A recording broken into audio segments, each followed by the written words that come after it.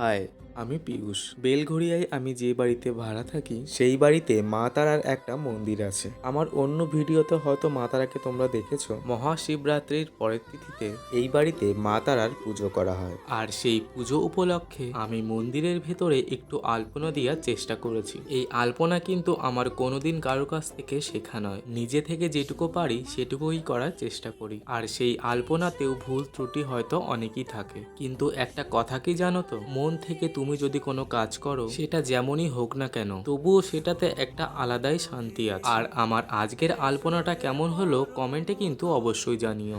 ঝনক ঝঙ্কারে উড়ায় শঙ্কারে খুলছে দুয়ার, দেরি নাহি আর, এসো এসো বর, এসো এসো সুন্দর, এসো সমারোহে, এসো হে পরমতর সুন্দর।